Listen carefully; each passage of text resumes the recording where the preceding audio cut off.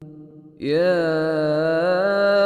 أيها الناس قد جاءتكم موعظة من ربكم وشفاء لما في الصدور وهدى ورحمة للمؤمنين. قل بفضل الله وبرحمته فبذلك فليفرحوا هو خير مما يجمعون. نحمده ونصلي على رسوله الكريم اما بعد فاعوذ بالله السميع العليم من الشيطان الرجيم بسم الله الرحمن الرحيم رب اشرح لي صدري ويسر لي امري واحلل عقدة من لساني يفقهوا قولي رب يسر ولا تعسر وتمم بالخير. سورہ ہود آیت نمبر 74 سے 83 تک. بسم اللہ الرحمن الرحیم. فلما پھر جب ذہبا چلا گیا ان ابراہیم ابراہیم علیہ السلام سے الرو خوف کے لیے ایک اور نیا لفظ ہے. اس طرح کے جو الفاظ ہوتے ہیں نا، جو کچھ تو ہم مانوس ہو گئے ہیں اب ان الفاظ سے، کچھ تو ویسے ہی جیسے خوف کے لیے خوف کا بھی لفظ آتا ہے. تو جو نیا لفظ ہو جو آپ کو لگے کہ یہ ایک دفعہ دیکھنے سے اس کا مطلب سمجھ نہیں آ سکتا مجھے، اس کو الگ سے لکھ لیا کریں، اس کو دہرا لیا کریں، اور پھر کبھی جب بھی آپ ریویژن کریں تو وہ مشکل الفاظ کاپی پہ ایک جو آپ نے پیج بنایا ہوا ہو مشکل الفاظ والا، تو اس میں دہرا لیا کریں بس ایک دفعہ. پھر جب جاتا رہا ابراہیم علیہ السلام سے خوف، وجاءت البشرا، اور آ گئی اس کے پاس بشرا خوشخبری. کون سی خوشخبری؟ جو اس کی بیوی کو، حضرت ابراہیم علیہ السلام کی بیوی کو فرشتوں نے بیٹے کی خوشخبری دی اور پوتے کی خوشخبری دی. یجادلنا، تو وہ جھگڑنے لگا ہم سے، مجادلہ کرنے لگا ہم سے، فی قوم لوط علیہ السلام کی قوم کے بارے میں. اب فرشتوں سے خوشخبری سنی حضرت ابراہیم علیہ السلام نے، تو ان کا وہ پہلے جو سارا خوف و ہراس ایک ان کے دل میں تھا وہ جاتا رہا. اب وہ پریشانی جب دور ہوئی تو قوم لوط کا خیال آیا کہ اب وہ تباہ کر دیے جائیں گے. حضرت ابراہیم علیہ السلام فطرتاً بہت رحم دل، لوگوں کی غلطیاں معاف کر دینے والے، ہر کام میں اللہ کا سہارا لینے والے، اور بہت کہنا چاہیے کہ رحیم الطبع اور بہت زیادہ نرم دل واقع ہوئے تھے. آپ فرشتوں سے ان کے بارے میں جب یہ سنا کہ قوم لوط پہ عذاب آئے گا تو ان سے بحث کرنے لگے. یہ جو فرشتوں سے انہوں نے بحث کی، فرشتوں سے انہوں نے ان کے بارے میں سفارش ایک طرح سے اللہ سے کی، اس گفتگو کو اللہ نے یجادلنا کے لفظ سے تعبیر کیا ہے. اور اس کی وجہ یہ بتائی ہے کہ وہ کیوں ایسے انہوں نے کیا کہ وہ تو درگزر کرنے والے تھے، دوسروں کی تکلیف اور دکھ سے متاثر ہونے والے تھے. آگے ہمیں وہ لفظ جو ملتے ہیں نا، ان ابراہیم لحلیم، نہایت بردبار تھے، اواہ منیب، آہوزاری کرنے والے اور رجوع کرنے والے تھے. اواہن کا لفظ جو ہے نا اوہن سے ہے، آہیں بھرنا، آہیں بھرنے والے، آہوزاری کرنے والے، اللہ کی طرف رجوع کرنے والے، حلیم الطبع تھے.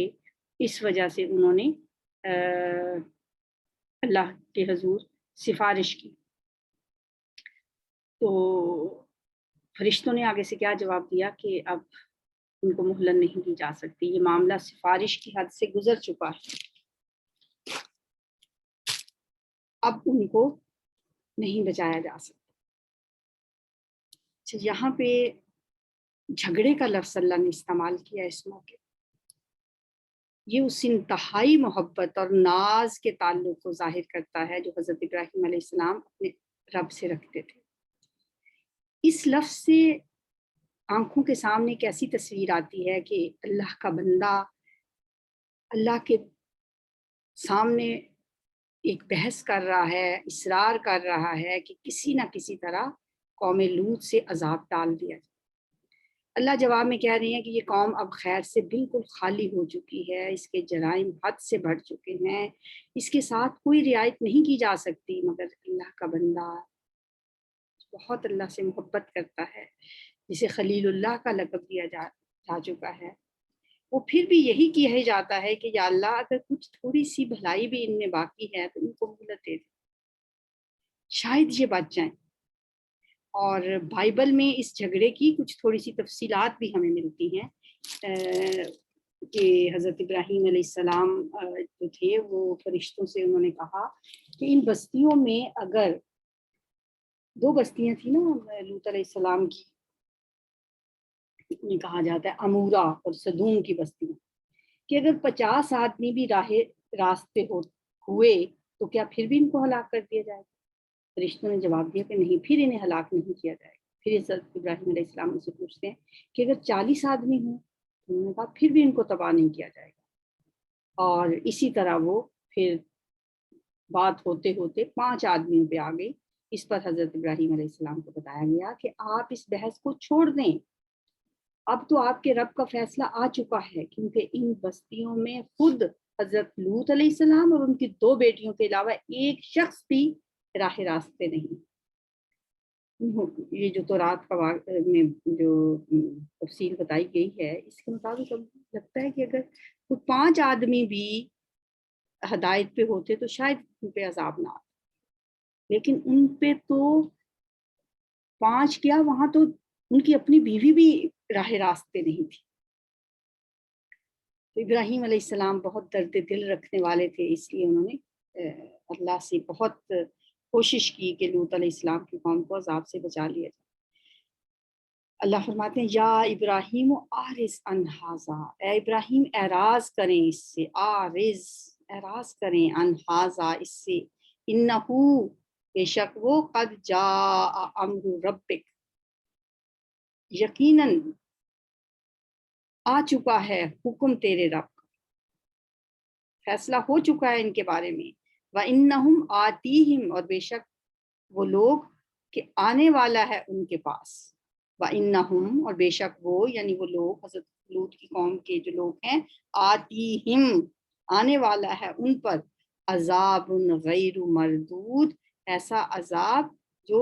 رد نہیں کیا جانے والا، جو ہٹایا نہیں جانے والا، جو دور نہیں کیا جانے والا۔ اب آپ ان کے بارے میں بحث کرنا چھوڑ دیں، کیونکہ اب ان کے اوپر وہ عذاب آ کے ہی رہے۔ وَلَمَّا جَاءَتْ، اور جب آئے رسولنا ہمارے بھیجے ہوئے، ہمارے قاصد فرشتے، لوط علیہ السلام، اب وہاں سے حضرت لوط علیہ السلام کے پاس آئے، بہت خوبصورت نوجوانوں کی شکل میں تھے یہ فرشتے، سی ابہم، وہ مغموم ہو گیا ان کی وجہ سے، مہمانوں کو دیکھ کے خوش ہونے کی بجائے مغموم ہو گیا۔ کیوں مغموم ہوا، کیوں غمزدہ ہوا، کیوں پریشان ہوئے حضرت لوط علیہ السلام جب ان کے پاس فرشتے آئے؟ غمگین ہوئے، وَضَاقَ بِهِمْ ذَرْعًا، اور تنگ ہوا بہم ان کی وجہ سے، ذرعن دل، ان کا دل۔ اب دل کے لیے بھی لفظ قلب آتا ہے، یہاں یہ لفظ ویسے تو پیمائش کے معنوں میں آتا ہے ذرعن، لیکن یہ کمزوری کے معنوں میں بھی استعمال ہو، تو کمزوری سے یہ اب دل میں ہو سکتا ہے انہوں نے دل کی تنگی اور دل کی کمزوری کی وجہ سے یہاں یہ لفظ استعمال کیا گیا ہے، دل کے معنوں میں یہاں پہ یہ لفظ ہے ضاق بہم ذرعا، مطلب یہ کہ ان کی وجہ سے تنگ دل ہوئے، دل میں بہت انہوں نے تنگی محسوس کی۔ وقال، اور کہا، ھذا، یہ یوم عصیب، دن ہے بہت سخت۔ عصیب بھی ایک نیا لفظ ہے، مشکل لفظ ہے، یہ 2-4 لفظ جو ہیں نا ان کو آپ بار بار ریوائز کریں اور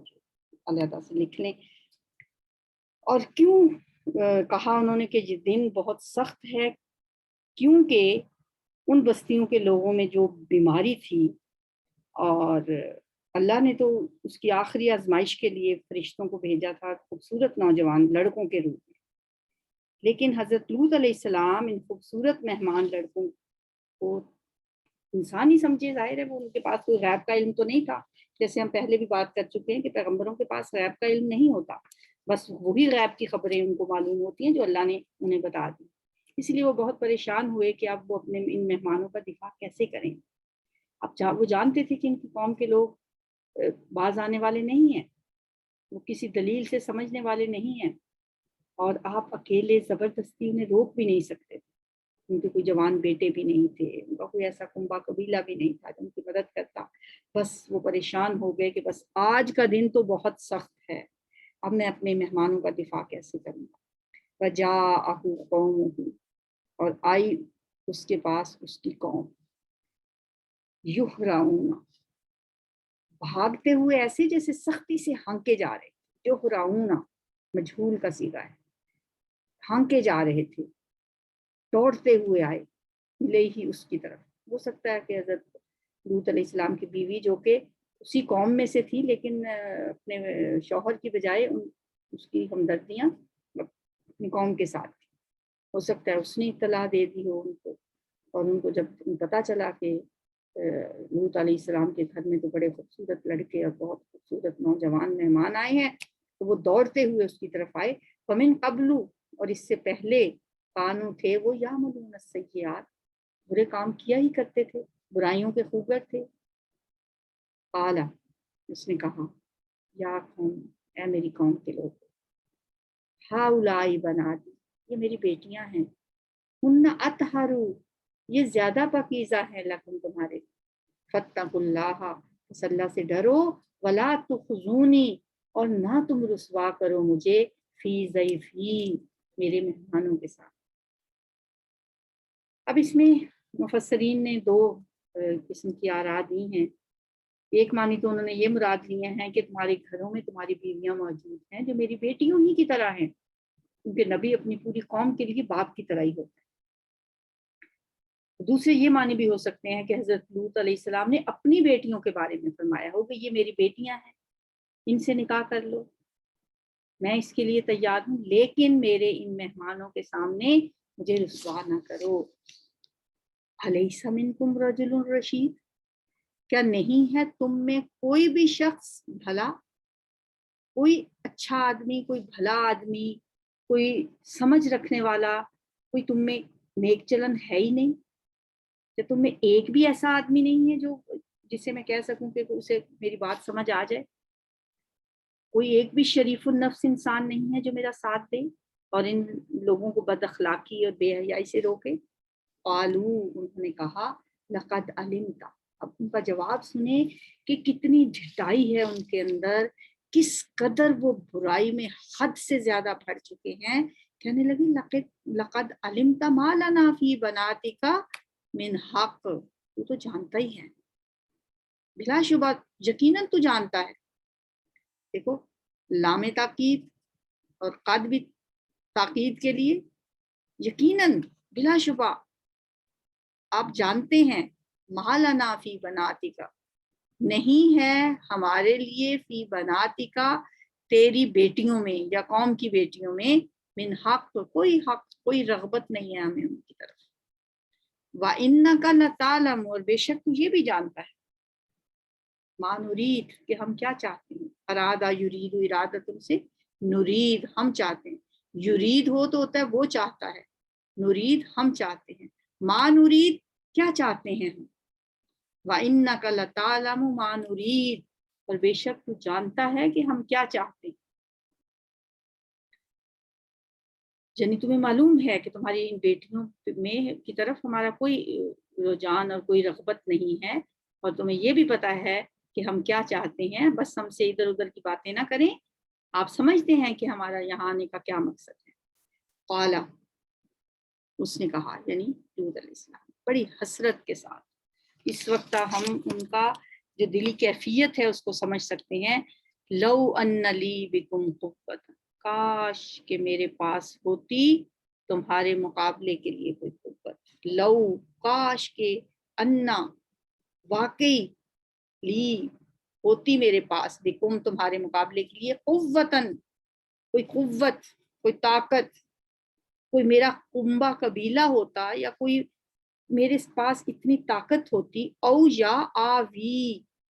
میں پناہ لیتا الا رکن شدید، کسی مضبوط سہارے کی طرف۔ کاش میرے پاس تمہارے مقابلے کے لیے کوئی طاقت ہوتی یا کوئی مضبوط سہارا ہوتا جس کی میں پناہ لے لیتا۔ اس سلسلے میں نبی صلی اللہ علیہ وسلم کا بھی ایک فرمان ہے، آپ نے فرمایا یرحم اللہ لوطا لقد کان یاوی الی رکن شدید، اللہ رحم فرمائے لوط علیہ السلام پر، وہ ایک مضبوط قلعے ہی میں تو تھے،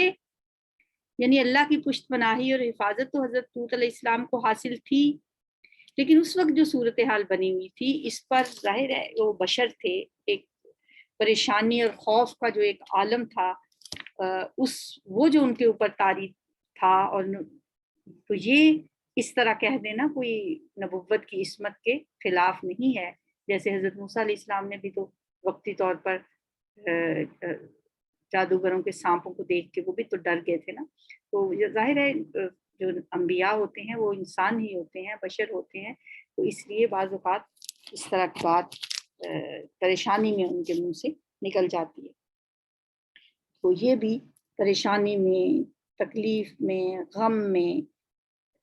کہتے ہیں لو ان لی بکم قوة، کاش کہ میرے پاس تمہارے مقابلے کی طاقت ہوتی ہے۔ یہ بھی ہے کہ ان کے بیٹے بھی نہیں تھے، بیٹیاں ہی تھیں، اور کوئی ان کے، اور اب دیکھیں کہ جب وہ گئے ہیں، نکلے ہیں، تو 2 بیٹیوں کے علاوہ ایک بھی ان کے ساتھ نہیں تھا، اور پھر بیوی بھی ان کے خلاف تھی۔ لو ان لی بکم قوة، انسان اگر تصور کر کے دیکھے، سوچے کہ پوری قوم ایک طرف ہے، ایون کہ گھر کے افراد میں سے بیوی جو انسان کی بڑی قریبی ساتھی ہوتی ہے وہ بھی ان کے ساتھ نکلی ہوئی ہے، وہ بھی منافق ہے، وہ بھی ان کا ساتھ نہیں دے رہی، تو اس وجہ سے وہ کہتے ہیں لو ان لی بکم قوة آوی الی رکن شدید۔ قالو، انہوں نے کہا یا لوط، اب فرشتے بولے اے لوط، ان رسل ربک، بے شک ہم تیرے رب کے بھیجے ہوئے ہیں۔ اب وہ اپنا بتاتے ہیں کہ ہم تیرے رب کے بھیجے ہوئے فرشتے ہیں، ہم تو ان کی آزمائش کے لیے آئے تھے اور ان پہ عذاب نازل کرنے کے لیے آئے تھے، اور انسانی شکل میں آنے کا مقصد یہی ہے تاکہ حجت تمام کر دی جائے، واقعی یہ لوگ اتنے برے ہیں، اور آپ فکر نہ کریں، یہ لوگ ہم تک تو انہوں نے کیا پہنچنا ہے، یہ آپ تک بھی نہیں پہنچ سکتے۔ انہوں نے اپنا تعارف کروایا فرشتوں نے، آپ کو تسلی دی کہ آپ اطمینان رکھیں کہ آپ کو کوئی نقصان نہیں پہنچا سکتے۔ اور پھر ایک فرشتے نے اپنا ہاتھ ہلایا تو وہ سب کے سب لوگ جو بھاگے آئے تھے وہ سب کے سب اندھے ہو گئے، اور فرشتوں نے کہا فَأَسْرِ بِأَهْلِكَ بِقِطْعٍ مِّنَ اللَّيْلِ، پس آپ لے چلیں اپنے اہل کو، اپنے گھر والوں کو، بِقِطْعٍ، ایک ٹکڑے میں، من اللیل، رات کے کسی حصے میں اپنے گھر والوں کو لے چلیں۔ اسری جو لفظ ہے نا، فعل امر ہے، لے چلو، رات کے وقت لے کے جانے کے لیے یہ ہوتا ہے، جیسے سورہ بنی اسرائیل ہے، سبحان الذی اسری بعبدہ لیلا من المسجد الحرام الی المسجد الاقصی، 15ویں پارے میں جو معراج کے بارے میں آیات ہیں، سبحان الذی اسری، پاک ہے وہ ذات جو رات کو لے گئی اپنے بندے۔ تو اس طرح جو الفاظ ہوتے ہیں نا، مختلف جگہوں پہ مختلف شکلوں میں ان کا استعمال، اگر آپ اس کو سے ریلیٹ کیا کریں تو اس سے بڑا آپ کو فائدہ ہوگا۔ فَأَسْرِ بِأَهْلِكَ، پس لے چلیں، اب رات کو لے چلیں اپنے گھر والوں کو، بِقِطْعٍ مِّنَ اللَّيْلِ، رات کے کسی حصے میں، وَلَا يَلْتَفِتْ، اور نہ پیچھے مڑ کر دیکھے۔ التفات کا لفظ بھی اسی سے ہوتا ہے، التفات کرنا کہتے ہیں نا، ہماری طرف نظریں التفات کریں، پیچھے مڑ کے ہماری طرف بھی دیکھ لیں۔ ولا یلتفت، اور نہ پیچھے مڑ کر دیکھے، منکم، تم میں سے، احدن، کوئی ایک۔ جب آپ اس بستی سے نکلیں، اللہ ہمیشہ اپنے پیغمبروں کو اور ان کے ماننے والوں کو عذاب سے پہلے نکال دیا کرتا ہے، تو لوط علیہ السلام کو بھی جب نکالا تو کہا کہ پیچھے مڑ کے نہیں دیکھنا۔ الا امرأتک، مگر تیری بیوی، سب کو لے چلو سوائے اپنی بیوی کے، یا اس کا یہ مطلب ہے کہ اپنی بیوی کے علاوہ سب کو لے چلو، یا اس کا یہ مطلب ہے کہ بیوی تو پیچھے مڑ کے دیکھے گی، آپ لوگ پیچھے مڑ کے نہ دیکھیں، جو پیچھے مڑ کے دیکھے گا بس وہ بھی پھر اسی عذاب کا شکار ہوگا، الا امرأت، سوائے تیری بیوی، انہو بے شک وہ مصیبہا پہنچنے والا ہے اس کو، ما اصابہم جو پہنچے گا ان کو، وہ تو انہی کی ساتھی ہے، ان کے ساتھ ہے، تو ان کو بھی، اس کو بھی وہی عذاب پہنچے گا۔ ان موعدہم الصبح، بے شک ان کے وعدے کا وقت صبح کا ہے، الیس الصبح بقریب، کیا صبح قریب نہیں ہے؟ صبح تو ہونے ہی والی ہے، رات کا ہی تو وہ وقت تھا، صبح تو ہونے والی ہے، ان پہ عذاب کا جو وعدہ ہے وہ ٹائم آنے ہی والا ہے، اس لیے آپ اپنے بیٹیوں کو لے کر یہاں سے نکل جائیں اور پیچھے مڑ کے نہیں دیکھنا کہ پیچھے کیا ہو رہا ہے۔ فلما جاء امرنا، پھر جب آیا ہمارا حکم، جعلنا ہم نے کر دیا عالیہا اس کے اوپر والے حصے کو، سافلہا اس کے نیچے والا، اوپر والے حصے کو نیچے والا بنا دیا۔ بعض مفسرین کہتے ہیں کہ پوری کی پوری بستیوں کو اٹھا کے آسمان تک لے جایا گیا اور وہاں سے الٹا کے نیچے زمین پہ پٹکا گیا۔ اور بعض کے نزدیک یہ بھی ہے کہ وہاں پہ ایک اس طرح سے زلزلہ آیا، زمین کے اندر کوئی زوردار دھماکہ ہوا جس کے نتیجے میں زبردست زلزلہ آیا اور یہ بستیاں الٹ پلٹ، پھر اوپر سے کنکریوں کی بارش ہوئی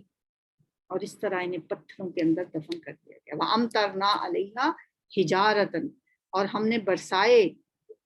اس پر حجارتن پتھر، من سجیل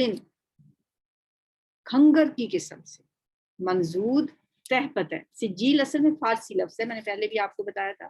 فارسی میں یہ اصل میں لفظ تھا سنگ گل، سنگ گل، سنگ کہتے ہیں پتھر کو، گل کہتے ہیں مٹی کو، یعنی مٹی، سنگ پتھر اور گل مٹی، مٹی کے پتھر جو گیلی مٹی کے دھوپ میں گرم ہو کر پختہ ہو جانے کے بعد بنتے ہیں، یعنی گیلی مٹی زمین میں اگر ان کے کنکر ہوتے ہیں پھر دھوپ میں وہ پک پک کے وہ پتھر پختہ ہو جاتے ہیں اور وہ گل مٹی کو کہتے ہیں سنگ بن جاتے ہیں، سنگ گل۔ اور یہ لفظ جب عربی میں آیا تو عربی میں گاف تو ہوتا نہیں ہے تو وہ پھر جیم استعمال ہوا اس کی جگہ پہ، سنگ گل کی بجائے یہ سجیل بن گیا، پہلے سنگیل بنا ہوگا سجیل بن گیا، پھر گاف تو خیر عربی میں ہوتا ہی نہیں ہے، اس وجہ سے یہ لفظ سجیل کا تلفظ اختیار کر گیا۔ اس کے معنی کیا ہوتے ہیں کہ کنکریاں، پکی ہوئی پتھروں جیسی کنکریاں، اس میں سورہ فیل میں بھی یہ لفظ آتا ہے، سجیل،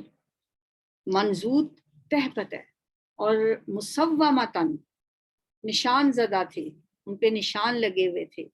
کون سا کنکر کس کے نام کا ہے، عند ربک تیرے رب کے پاس سے، جیسے اس میں بھی ہے نا سورہ فیل میں بھی، وہاں پہ بھی جو طیرن ابابیل ترمیہم بحجارۃ من سجیل، تو یہاں پہ بھی وہی بات ہے، سجیل کنکر تھے ان کے نام کے جو ان کے اوپر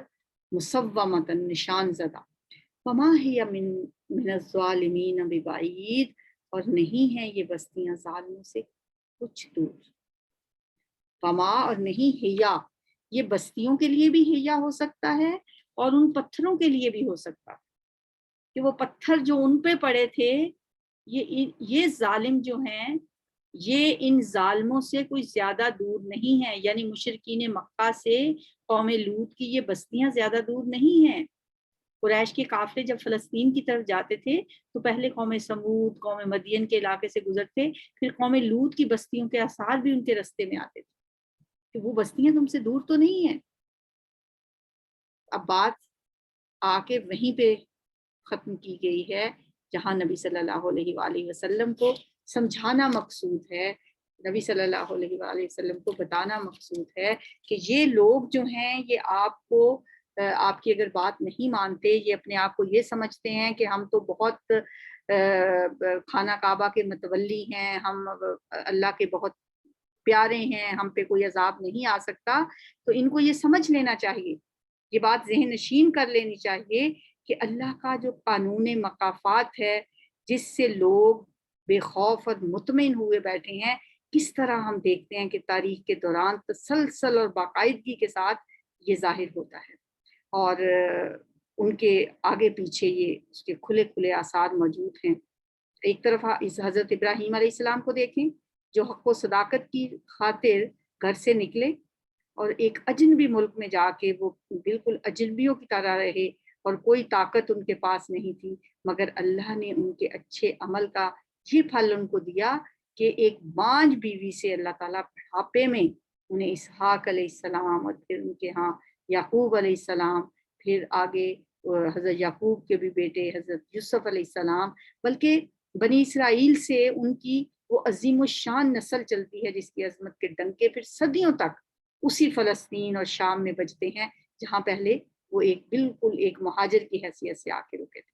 اور دوسری طرف قوم لوط ہے جو اسی سرزمین کے ایک حصے میں اپنی خوشحالی میں مگن ہے، اپنی بدکاریوں میں مست ہے، دور دور تک ان کو کہیں اپنے شامت اعمال کے آثار نظر نہیں آ رہے. لیکن تاریخ میں آپ دیکھیں کہ جس تاریخ کو ابراہیم علیہ السلام کی نسل سے ایک مطلب بڑی قوم اٹھائے جانے کا فیصلہ اللہ تعالیٰ نے کیا، بالکل یہ وہی تاریخ پھر جب اس بدکار قوم کو دنیا سے نیست و نابود کرنے کا فیصلہ اللہ تعالیٰ فرماتا ہے تو پھر اللہ کا فرمان جب ان پہ نافذ ہوتا ہے تو وہ ایسے عبرتناک طریقے سے فنا کی جاتی ہے کہ آج بھی ان کی بستیوں کا نشان کہیں ڈھونڈنے سے نہیں ملتا. تو اللہ کے فیصلے جو ہیں نا وہ اللہ جانتا ہے، اللہ ہی کو پتا ہے. تو یہاں پہ مخاطب قریش کے لوگ ہیں جو حضرت ابراہیم علیہ السلام کی اولاد ہونے کی وجہ سے کعبۃ اللہ کے متولی تھے، مجاور تھے اور اپنی پیشوائی کے مالک بنے ہوئے تھے، اور وہ اس غرور اور تکبر میں مبتلا تھے کہ ہم پر خدا کا غضب کبھی نازل ہو ہی نہیں سکتا، ہم تو اللہ کے پیارے ہیں، اس کے پیارے بندے کی اولاد ہیں، حضرت ابراہیم علیہ السلام کی نسل میں سے ہیں، وہ اللہ کے دربار میں ہماری سفارش کریں گے. لیکن اللہ تعالیٰ یہ بات ان کو سمجھاتے ہیں، یہ منظر ان کو دکھاتے ہیں کہ اگر حضرت نوح علیہ السلام جیسا عظیم الشان پیغمبر اپنی آنکھوں کے سامنے اپنے بیٹے کو ڈوبتے دیکھتا ہے اور اللہ سے دعا بھی کرتا ہے کہ یا اللہ اس بیٹے کو بچا لیا جائے، سفارش بھی کرتا ہے، لیکن صرف یہی نہیں کہ ان کی یہ سفارش بیٹے کے حق میں کام نہیں آتی بلکہ اس پر انہیں الٹی ڈانٹ سننی پڑتی ہے. اور پھر ایک ابراہیم علیہ السلام کا منظر دکھایا جاتا ہے کہ ایک طرف ان پہ اللہ کی بے پناہ نعمتیں ہیں، عنایات ہیں، اللہ کا پیار کا انداز ان کا ذکر ہو رہا ہے، مگر دوسری طرف جب وہی ابراہیم، وہی خلیل اللہ انصاف کے معاملے میں دخل دیتے ہیں، اللہ سے کوئی سفارش کرتے ہیں، تو ان کے اتنی اللہ تعالیٰ کے حبیب ہونے کے باوجود، خلیل ہونے کے باوجود اللہ تعالیٰ مجرم قوم کے معاملے میں کوئی بات نہیں سنتے، ان کی سفارش کو رد کر دیتے. تو یہ ہے اللہ کا نظام. اور یہاں اہل مکہ کو، قریش کو سمجھانے کے لیے آخری فقرہ جو ہے یہ کافی ہے، ان کے لیے کافی تھا کہ وما ہی من الظالمین ببعید، ظالموں سن لو یہ بستیاں جن پہ عذاب آئے یہ تم سے بھی کچھ دور نہیں. یہرعون، وہ سختی سے ہانکے جا رہے ہیں، they were being rushed. احرع یحرع احراء، ہانکنا، لا تخزونی، نہ تم مجھے رسوا کرو، and don't disgrace me. اخزا یخزی اخزاء، رسوا کرتا، خزجن کا لفظ ہم پیچھے پڑھ چکے ہیں. آوی کا مطلب ہوتا ہے میں پناہ لیتا ہوں، I could take refuge. آوا یاوی، اویون، اویون پناہ لینا. فاسری، پس لے چلیے، سو ٹریول. اسرا یسری اسراؤن، اسرا نبی صلی اللہ علیہ وسلم کے معراج کو بھی کہا جاتا ہے نا، معراج کے لیے جو نبی صلی اللہ علیہ وسلم کا مکہ سے بیت المقدس تک کا سفر ہے اسے اسرا کہا جاتا ہے، اور جو پھر بیت المقدس سے آسمانوں تک ہے وہ اسے معراج کہا جاتا ہے. تو یہ 15ویں پارے میں جو ہے سبحان الذی اسرا بعبدہ لیلا من المسجد الحرام. تو یہ جو لفظ فعل ماضی کا ہے اسرا، یہ فعل ماضی ہے، تو یہ فاسری یہ فعل امر ہے. ولا یلتفت، اور نہ پیچھے مڑ کر دیکھیے. And let not look back. التفت یلتفت التفات. التفات کا مطلب جیسے میں نے آپ کو پہلے بھی بتایا ہے، التفات کرنا اردو میں عام استعمال ہوتا ہے. نظر التفات کیجئے، ہماری طرف بھی ذرا مڑ کے دیکھیے. تو یہاں پہ ولا یلتفت، اور نہ پیچھے مڑ کر دیکھیے. تلاوت سنتے ہیں جی. سبحانک اللہم و بحمدک، نشہد ان لا الہ الا انت، نستغفرک. فلما ذهب عن إبراهيم الروع وجاءته البشرى يجادلنا في قوم لوط إن إبراهيم لحليم أواه منيب يا إبراهيم أعرض عن هذا إنه قد جاء أمر ربك وإنهم آتيهم عذاب غير مردود ولما جاءت رسلنا لوطا سيء بهم وضاق